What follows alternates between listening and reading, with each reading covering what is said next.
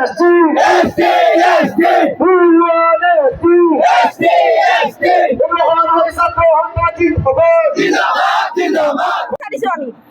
আমি এইটো সময়ত যদি আমি আমাৰ জাতিকৰণ বা মাটিৰ পাটা আমি নাপাওঁ তেনেহ'লে 2026 ইয়াৰ গাড়ী মই হিলাই দিবলৈ আমি সাজু হৈ আছো। মহিলা সমিতি গুৱাহাটী বিভাগ জিলা সমিতি হৈ জনগোষ্ঠী আৰু আদিবাসী ছাত্ৰ সন্থা তথা আদিবাসী জনশক্তি সংগঠন প্ৰত্যেকটো দল সংগঠন একত্ৰিত হৈ আমি হুকিয়াই দিব বিচাৰিছো যে যেনেধৰণে আপোনালোকক আমি চৰকাৰক নিজৰ গাঁতিত বহুৱাইছিলো ঠিক সেইদৰে এই বিজেপি চৰকাৰক আমি সকলোৱে একত্ৰিত হৈ 2026 নমাম। কাৰণ তেওঁলোকে আজিলৈকে আমাৰ যি মূল দাবী সেই দাবীবিলাক পূৰণ কৰা নাই, মাত্ৰ আমাক ললিপপ দি কিনে ঠগি আছে। আমাৰ যি মূল দাবী আমাৰ যি ST ষ্টেটাছ, যি আমাৰ ভূমিৰ পাট্টা আৰু যি আমাৰ দৈনন্দিন হাজিৰা 551 টকা, এই সকলোবিলাক অতি শীঘ্ৰে পূৰণ কৰক, অন্যথা আমি ইয়াত গৈও গোটেই অল অসমত জংগী আন্দোলন কৰিবৰ কাৰণে প্ৰস্তুত আছোঁ। যোৱা 8 তাৰিখে আমাৰ উজনি অসমৰ তিনিচুকীয়া জিলাত প্ৰায় 2 লক্ষাধিক আদিবাসী চাহ জনগোষ্ঠীৰ লোকসকলে তাত সমাগম হৈছিল আৰু তাৰ পৰা এটা হুংকাৰ এটা প্ৰদান কৰিছিলে যে অসমৰ চাহ জনগোষ্ঠী আদিবাসী লোকসকলৰ দীৰ্ঘকালীন যিটো দাবী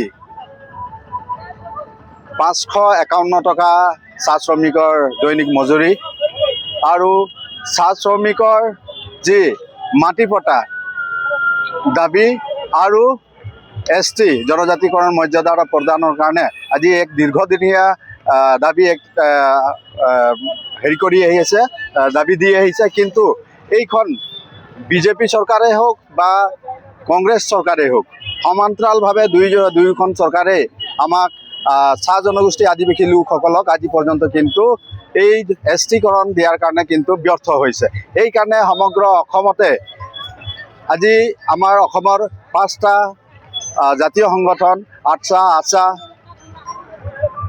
জাতীয় মহাসভা 36 জনজাতি পৰিষদ আৰু অসম চাহ জনগোষ্ঠী জাতীয় মহাসভাই এক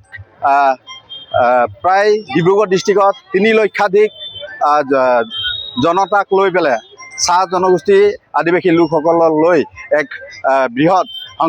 সংগ্ৰাম এটা চলাইছে আৰু এই আন্দোলনৰ জৰিয়তে অসম চৰকাৰক আগন্তুক 26 নিৰ্বাচনৰ আগে যদি অসমৰ আমাৰ আদিবাসী চাহ জনগোষ্ঠী লোকসকলক যদি জনজাতিকৰণৰ মৰ্যাদা, চাহ শ্ৰমিকৰ ন্যূনতম মজুৰি 551 টকা আৰু চাহ শ্ৰমিক আদিবাসী লোকসকলৰ যি ম্যাদী পাট্টা মাটি, য'ত আমাৰ চাহ জনগোষ্ঠী লোকসকলে চাহ বাগিচা অঞ্চলত বা গ্ৰাম্য অঞ্চলত বসবাস কৰি থকা যি মাটি, সেই মাটিক যাতে মাটি পট্টা প্ৰদান কৰিব লাগে, অন্যথা আগন্তুক 26 চনত এই বিজেপি চৰকাৰক সম্পূৰ্ণভাৱে উৎখাত কৰিবৰ কাৰণে কিন্তু বাধ্য হ'ব।